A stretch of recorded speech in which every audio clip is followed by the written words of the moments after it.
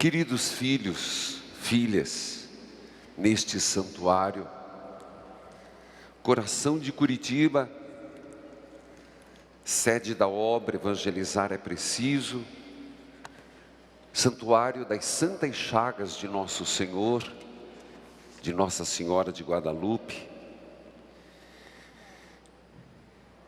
Como é de grande proveito para nós celebrarmos a Eucaristia, quando a liturgia nos oferece um olhar, um deslumbrar de Jesus, Maria e José, o que chamamos a Sagrada Família de Nazaré.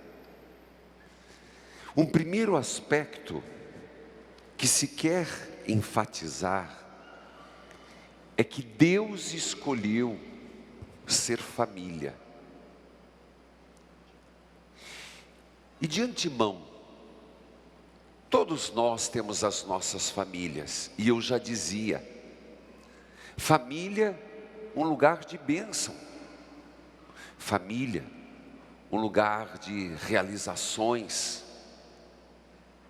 Mas não sei vocês, concordam que a família tem sido alvo muito forte de forças do anticristo? Vocês conseguem perceber isso?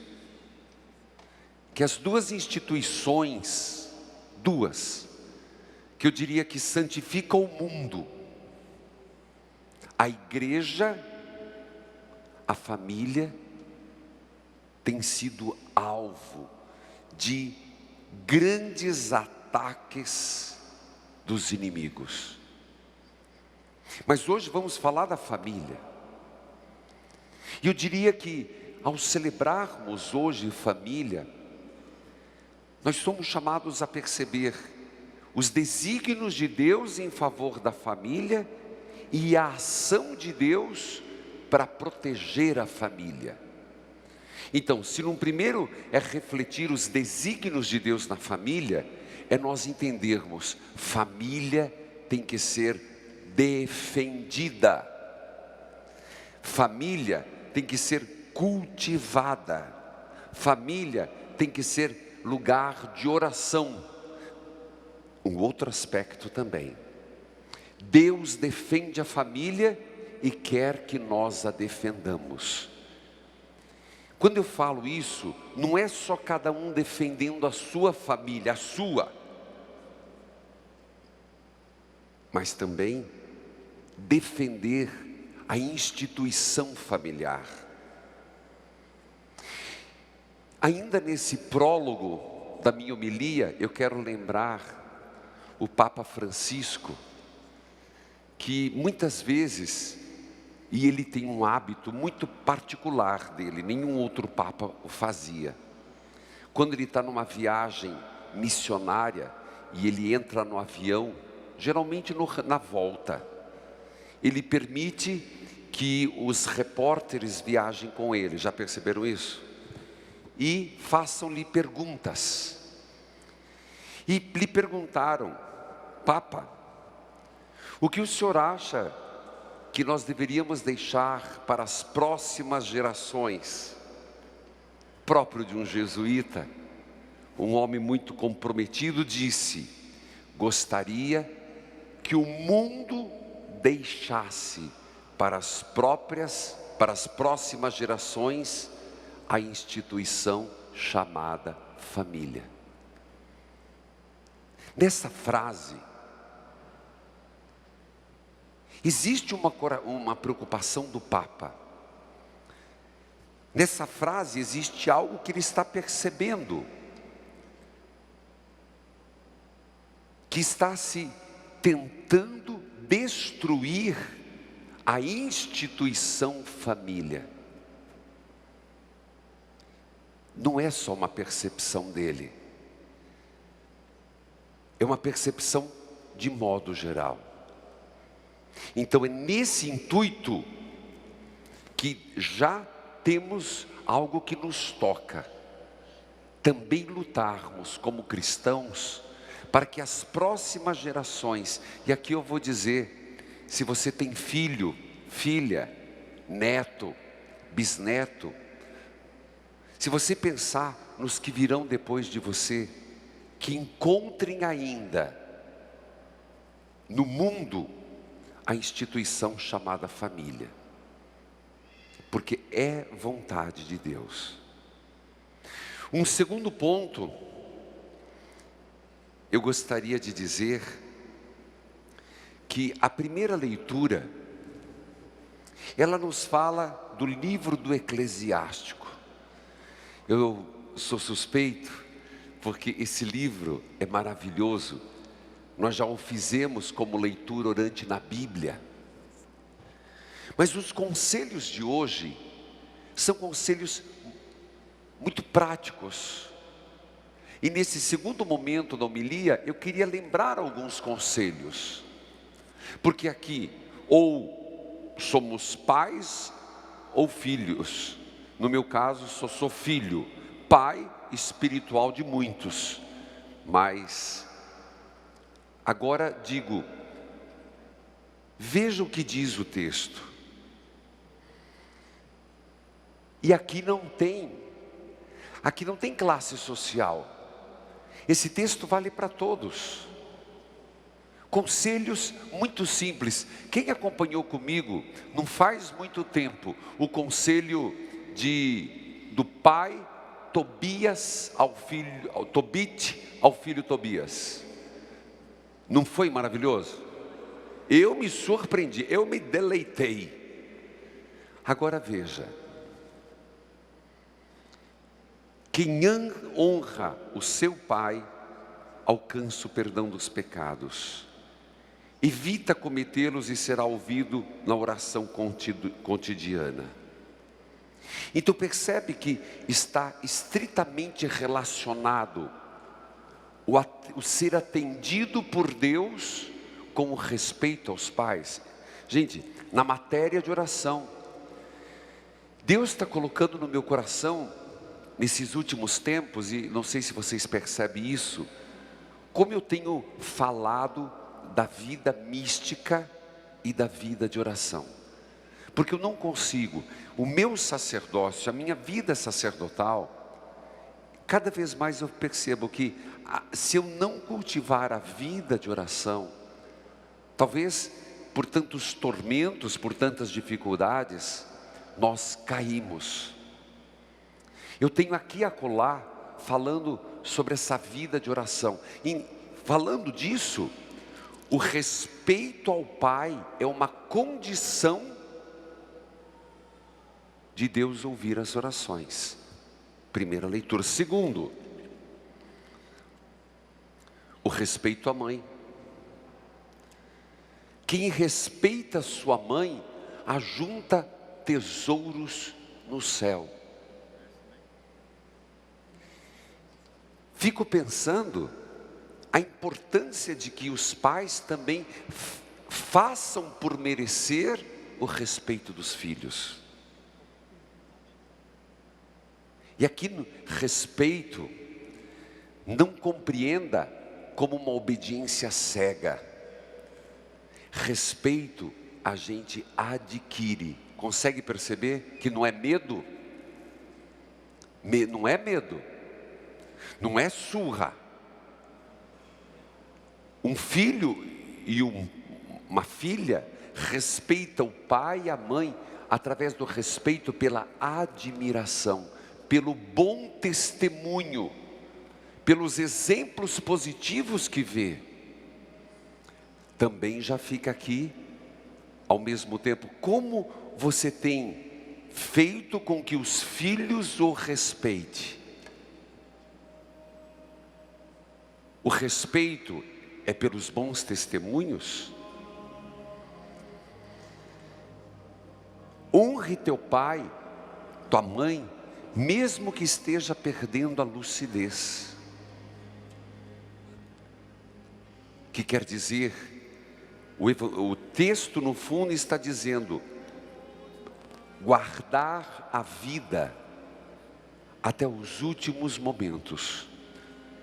Deus é muito, na encarnação, Ele já quis valorizar, eu diria até quando Nossa Senhora ficou grávida, a opção de Deus de cuidar do ser humano, desde o momento da concepção até a morte. E aqui, meus irmãos, nós somos cristãos. Mais uma vez, nós não somos de uma outra designação religiosa. Então é inadmissível, é inaceitável nós permitirmos que a cultura demoníaca do tirar a vida na infância, do aborto, da pílula do dia seguinte, ou do descuido com os idosos e qualquer outra forma, eutanásia e etc, etc. Então está no coração de Deus. E ninguém pode se dizer, eu vou dizer com todas as palavras, cristão, se não defende esses dois princípios. E de repente alguns aqui podem ter outras formas de pensar, com muita humildade sacerdotal. Corrija seu pensamento. Posso lhe dizer, e pela Sagrada Escritura, você está errado. Não digo isso para excluir, mas para que formemos a nossa consciência.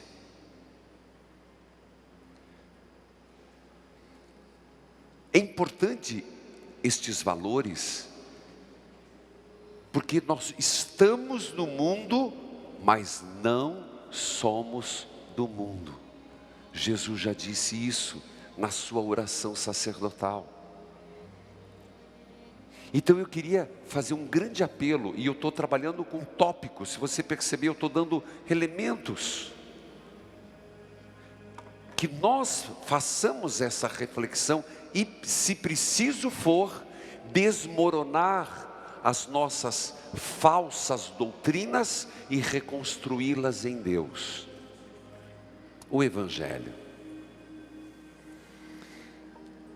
O Evangelho é de Mateus. É uma particularidade, porque Mateus, que escreve para o povo judeu, Lucas fala de Maria, Mateus fala de José. E no Evangelho de hoje, quantos sonhos narra de José? Vocês não contaram? 3. 3 sonhos do nosso Zezinho.